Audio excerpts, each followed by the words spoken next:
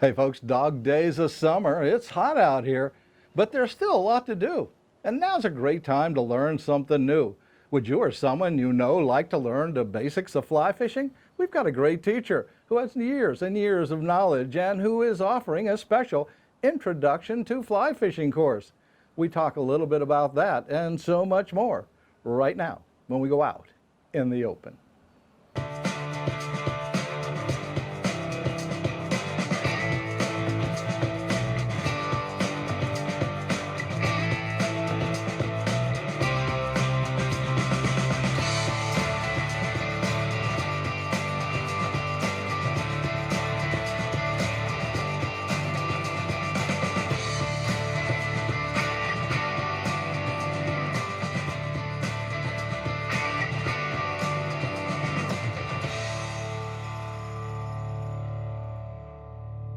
Out in the Open is brought to you by statewide abstract and national abstract companies. For 35 years, the Pocono choice when you need a real estate title research company. By Buck Hill Firearms in Mountain Home, the Northeast's #1 online retailer of firearms.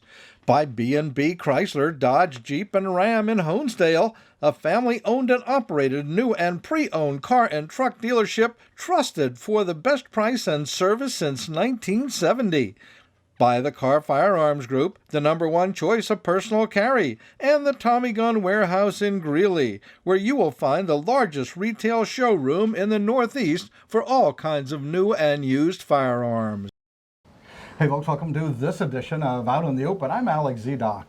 And I'm JoAnne Zidock. We've got a great show for you today. We come back to the Blue Ridge Cherry Valley Rod and Gun Club to meet up with Will Daskal, Right. and you know, we do shows on fly tying and all these kinds of things, but Will's kind of a special person. He does so many different things, and different from a lot of people. His education came from years and years and years ago, you know, life on a farm, Right. you know. Nothing wrong with that. No, and being taught at an early age and Right. learning from the ground up, so to speak, not only just fishing, but turkey hunting and deer hunting and all those other kinds of great things that happen in the great outdoors. All the things we all like to do. Yeah, absolutely. You know, Yeah. so we're not just going to tie a fly here. We've got a lot of ground to cover here with what we're doing about talking about fishing, and he's got that class coming up, you know, which is Yes. going to be in August. And it's going to be the basis of fly fishing, you know, Yep. the fundamentals, the introduction to it, you know, so anybody can come. And he's really good at all of this, and it's really good that he does classes so that you can learn. Absolutely. And what an artist, huh? Oh, my gosh. We met Will, I think maybe he only had 2 or 3 classes, and he was doing some watercolors. Right. And we had him on the show one time talking about turkey hunting. He said, "Oh, I'm getting into painting, I think." And so, you know, we know him from that stage We do, forward, yes. you know, so absolutely. Hey, folks, we got a great show for you, so don't go away. We'll be right back. It's been years in the making. Tim Flanagan's landmark upland hunting masterpiece is finally here. This new coffee table style edition, The Birds of My Life, Grouse and Woodcock, is a lifetime of extraordinary hunting experience vividly brought to life by Wild River Press. At 11 by 8.5 inches, with 413 all-color pages, it contains rare photographs of grouse and woodcock, the result of spending thousands of hours in the field. This is the upland game book to have and to give. Order your copy today directly from wildriverpress.com. Come enjoy great food and famous jug wings at the Jug Handles Creekside Bar. It's outside dining done right for these times, with social distancing, sanitized stations, and a staff that's focused on your safety. It's always better at the Jug Handle, Cinnamonson. Hey folks, welcome to Out in the Open. We are at the Blue Ridge Cherry Valley Rod and Gun Club, and we're talking with Will Daskal. And Will's been all kinds of things. He started out as a teacher. Actually started out, I think, as a farm boy, if I recall, and that's where he learned a lot of his hunting, fishing, and trapping, and all that kind of outdoor stuff. And then he became a teacher.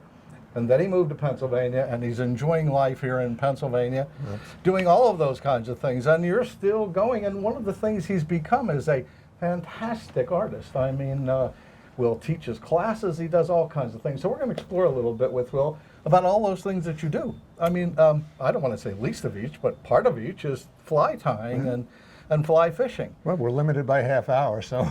You started out, you told me, I think you grew up in a farm in New York? This is probably the 75th anniversary of my start in the Catskills. My parents took me there as a 2-month-old child, and 75 years ago, maybe even on this very date, I started to spend my first summer at my granddad's chicken farm in Hurleyville in Sullivan County. And it was a short distance to the Neversink River. And I was very fortunate. From the time I was about 10 or 11 years old, I was allowed to wander off in the woods myself. So I learned all about the deer, the wildlife. I learned how to talk to deer, to get close to deer. And fortunately, the guy on the next chicken farm, a guy named Normie, knew how to fly fish. And he taught me. He taught me the old English method, where you put a book under your arm, and if you drop the book, you hit me in the back of the head. So I learned to keep my arm close. Today, we don't do that anymore. And when I was in high school at the Bronx High School of Science for my Future Scientists of America project, I got into fish. And I did a national project on how fins utilize their fins for locomotion. How fish utilize their fins. Right. So I just got involved with it. I just loved fishing. And once I caught the first fish, I was hooked. That was it. You wrote a book, I think, on turkey hunting. So you did that many years ago, too. You're experienced turkey hunter. In my life, I've written a total of 17 books. Most of them were manuals for the Coast Guard. I was very active with the Coast Guard and the Coast Guard Auxiliary for many, many years. And then I ran hunting schools. I taught people how to hunt for deer and how to hunt for turkeys. And each school had a series of manuals. And then I published the book on wild turkey. And I did 3 audio tapes on turkey hunting. So you did a lot more than I remember you telling me years ago when we first kind of got together. And it's funny, I have a guy in Ohio, every year he contacts me, he wants to buy another copy of my book. So he gives them to his kids as they're coming along. Now how about the painting? You started out later in life painting, didn't you? Or did you do that early? When I was a kid, I used to spend my Saturdays traveling to the Museum of Natural History and the Hayden Planetarium. And the first time I saw a French Impressionist painting, that was it. I knew that this was something I wanted to do one day. I never got around to doing it until I retired. So painting is a relatively new activity. I really only started doing it maybe 15 years ago, thanks to my wife. Barbara and I had become engaged. We were walking through Stroudsburg, came upon the Pocono Art Council, and there was a flyer on the table for a watercolor class. I took it, and that's it. Now I'm teaching it. I've changed my focus to really concentrating on compositional design and utilization of light to create things that look more dynamic, have greater tension, and have a narrative quality to them. You know, we're here at the Blue Ridge Cherry Valley Rod and Gun Club, the oldest in the nation, I think. 1874. Continually operating Rod and Gun Club. They do so many things. They're such a great group of people here. Yes. Great membership, great leadership. They just do a lot of stuff. And one of the things that they're going to have you do is learn basics, I guess, of fly tying and or fly fishing. And, you know, it all kind of ties together, so to speak. But people think maybe that it's very difficult to learn how to fly fish, and actually it's really very simple if you come down to the basics. I mean, yes, you look at what's on the table here and you say, wow, that looks confusing and that looks like too much work. I mean, but basically it's not. I mean, basically you don't need all of this stuff. Most of my flies consist of 2 or 3, at most 4 materials, mostly 2 or 3 materials. I keep things simple. I don't fill up fly boxes with perfectly created flies that look exactly like what you get in the store. I spent my life from the time I was a youth turning rocks, and I also worked as an instructor at a fly fishing school in Starlight, Pennsylvania for several years. And if you turn rocks, you see what's there, you learn what's going to hatch, and you replicate it. Most insects are not gaudy. Most insects are really dull grays, browns, dark hues. And all I try to do is to create an impressionistic representation of what that insect is when it hatches. The truth is, and don't tell this to anyone, keep this to yourself, I rarely wear a fly vest anymore when I fly fish. Everything I carry, I just put in this little pouch, which I drape over my shoulder, and my flies for the day depend on what river, what water I'm fishing, the depth, the temperature, the flow, etc. and whatever flies I'm going to use go in here, and 99 times out of 100 I'll spend the entire day fishing just one fly. But matching the hatch really works best when there are super hatches that are coming off. Most of the time when hatches are coming off, there's no single fly coming off. There may be a dozen different species coming off, so the hard part... But one would be predominant. Correct, but that doesn't mean that the fish are taking that. They could be taking something else, or they could be taking a form of that insect below the surface before it even reaches the surface. So it's important to be able to read the water and fish different levels of the water, and that's what I try to do. And I keep it simple. I have confidence flies. If you have confidence in a fly, here's the key, and this is for everybody. The keys are size, silhouette, and color, in that order. If you have active fish and you put a fly, which is not the fly they're feeding on, but it's the same size, you've got a chance to catch the fish. If you have that right size, but you have the correct silhouette, the fish is looking up at that silhouette because it's against the size, so it sees it kind of like a dark shape. It really doesn't see the color that well. If you have the right silhouette, you have a better chance of catching a fish. But if you've got the right color, you've got a really good chance of catching a fish, provided you have a drag-free float, and that's what it's all about. So what are you looking for with your introduction to fly fishing with the class that you're going to have? When is that class? That's the class in will be here August 28th, Okay. and registration closes 1 week earlier, around the 20th. Okay. And they can anyone who wants to take the class can register online. Age limits? So as long as they can handle it, there's no age. Any child under 12, there's no charge. Okay. I just want to encourage kids to, Okay. and the cost of the class here, I'm taking no fee. I volunteered my services to run the class. Any money that comes here goes to our educational programs here at the club. Basically, the program, I have a very elaborate program set up that covers all the bases. And in the 4 hours, we cover it in the clubhouse. And then we'll come outside here, and I'll get them on the lawn, and I'll stay as long as they want to stay and teach them how the rod works. You don't have to be strong to cast the fly. You don't have to cast a fly line 60, 80, 100 feet. That's ridiculous. When you're in the water, you're standing in 2 or 3 feet of water, okay? Light refracts through water at 10.25 degrees. So if you're of average height of 6 feet, you would have to be closer than 24 feet for a trout to see you. So if you're back 25, 30 feet, you've got a fly line. You only have to cast 20, 25 feet of line because you've got a leader and a tippet. The fish will never see you. I laugh when I see people having to make these 60 and 80 foot casts for these fish when they can get closer because the fish can't see you. The difference, and I point this out sometime to some people if we're talking about fishing, between bait casting and fly fishing is in bait casting you're actually throwing a lure, and in fly fishing you're actually throwing the line. Right. I mean, the fly is irrelevant. The major difference is that when you're using a spinning outfit or bait casting, and I love bait casting, and I fish every kind of fishing, you're actually using the weight of the lure to pull the line off, whereas here you're using the weight of a fly line to tag along the fly because the fly weighs nothing. Right. So it's a question of using the capability of the rod to deliver the line. Don't overpower the rod. Rods are designed in order to match with a specific weight line in order to effectively and efficiently present the line to a fish. Are you going to cover things like, line weights and things like Yes. that and explain that to people? I mean, that could get a little bit, interesting, but, the weight of the line and the weight of the rod and how it's measured and, how you determine what line weight goes on what rod and, the length of a rod. Make it simple. The They don't have to think about it. There's such standardization now today that if you have a 5-weight rod and buy a 5-weight line, odds are you're not going to have a problem. You're going to tie a fly. You're going to tie something that we can see. You're going to tie something bitty here. I'm going to tie whatever you small hooks out here. Yeah, I've got some small hooks, but I think what I'm going to do first, just to show how it's done, is I have a larger hook here. That's good. Which I think we're going to put in the vise.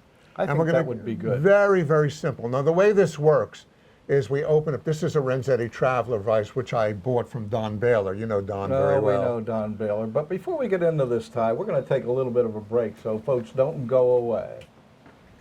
Real estate law is our business. Need an abstract title search company near Stroudsburg, Mount Pocono, Pocono Lake, Lake Naomi, Blakesley? Call National Abstract at 570-646-4110. For offices near Scranton, Clark Summit, Lake Wallenpaupack, Lords Valley. And for general information, call 570-226-6229. For 35 years helping people with real estate, we're a Pocono experience you can't afford. Call 570-226-6229.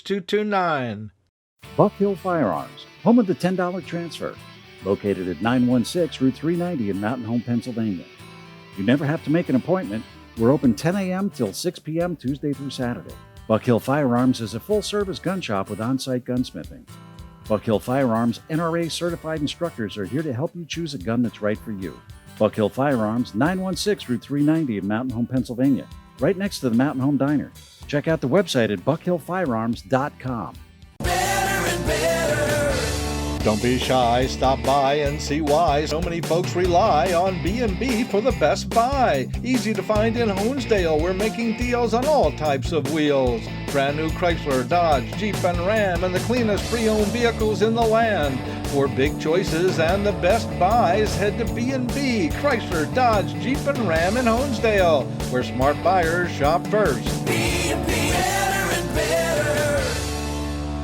To translate a vision into reality is true innovation.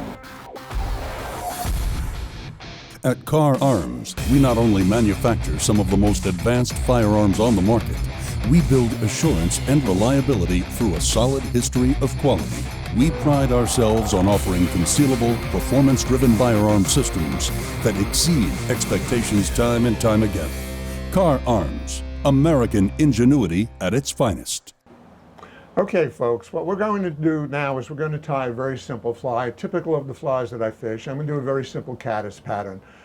This is an oversized hook. It's a little larger than I would normally fish. Interestingly enough, fish do not pay any attention to the hook.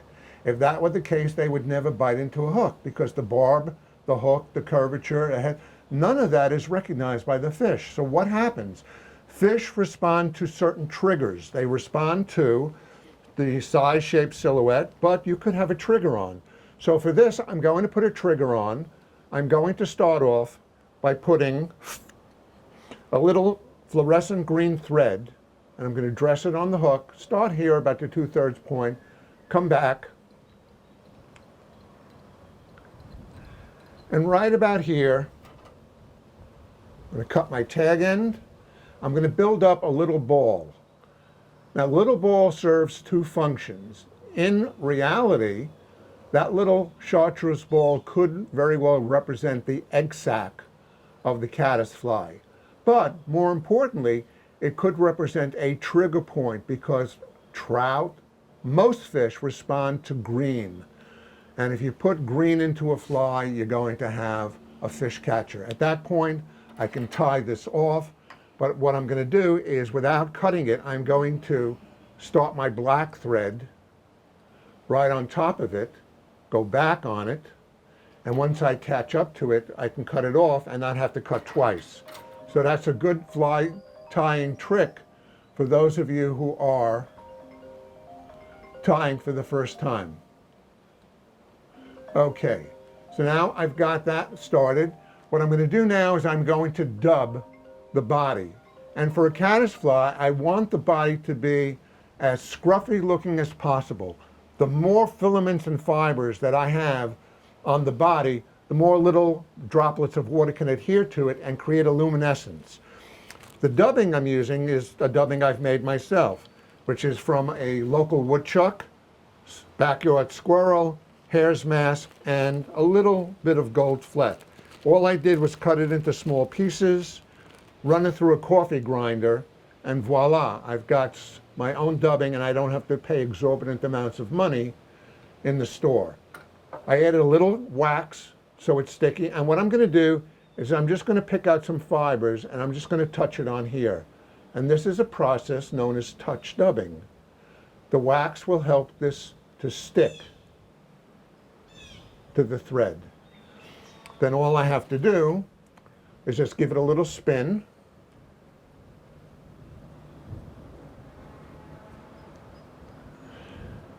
catch it on here. Once I catch it on here, I can then tighten it with each rotation. Get right back to the ball. Keep rotating. Each rotation is a twist. And all I want to do is cover approximately 2/3, about 60% of the size of the body of the fly that I want to fish. And that's probably pretty good. So I can get rid of this excess dubbing, tie this off over here, and I'm going to put on an underwing. But before I do that, I'm going to take my toothbrush and I'm going to stroke out any of the loose fibers. Just pull them back like that, and I'm going to leave them like that because they are going to help me create a more effective fly. Now what I've done is I've taken 2 col de canard feathers.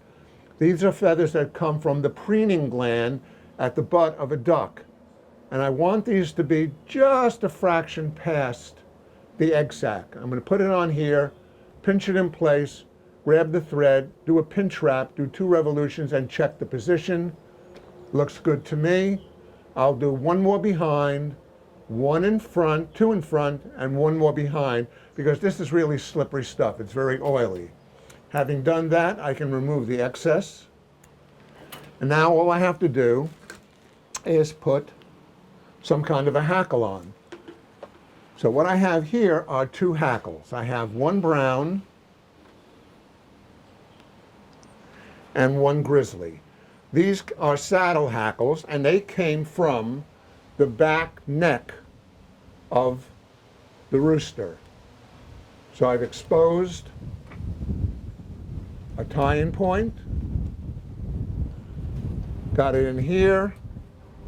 I'll come up to the front. Now all I have to do is take the 2 of them together and wind a collar, just like that. I want to get in as many turns as I think I need. That's probably enough to float the fly.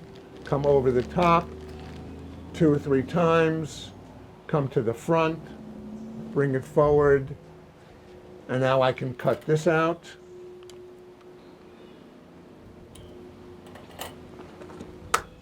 And all I have to do now is make a head.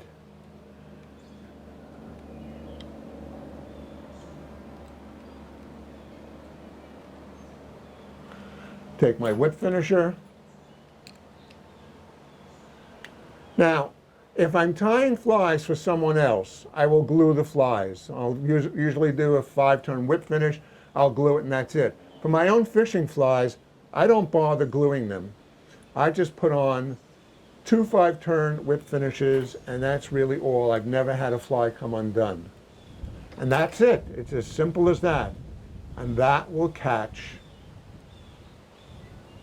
any fish that sees it. And that's a simple caddis pattern. Easy peasy. 3 materials.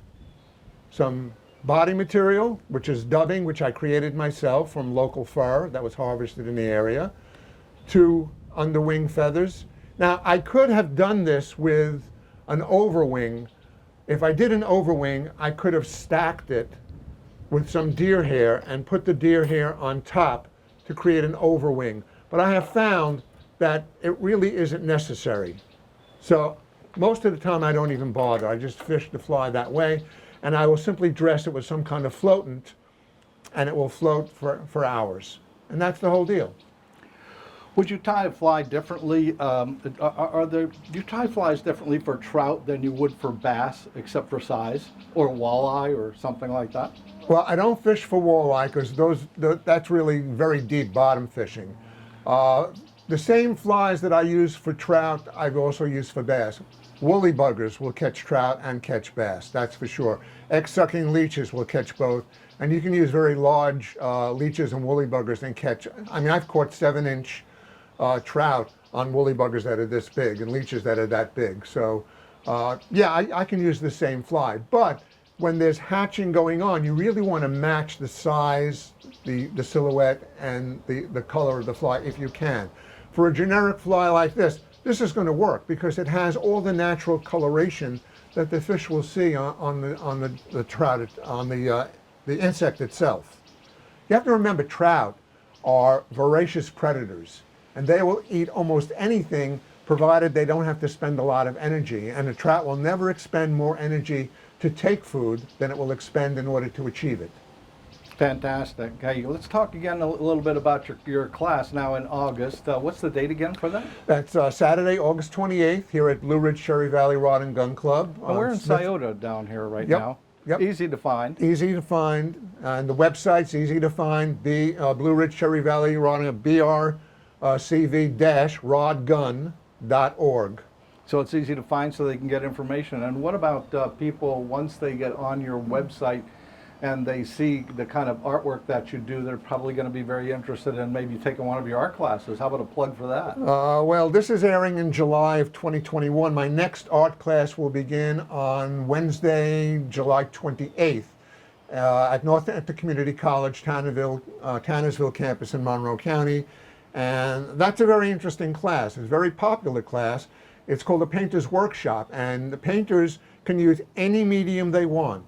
Acrylic, watercolor, oil, and basically what I do is they come in with their own projects and I coach them into creating a more organized compositional design and how to utilize the materials that they've brought themselves to create a nice looking artistic impression.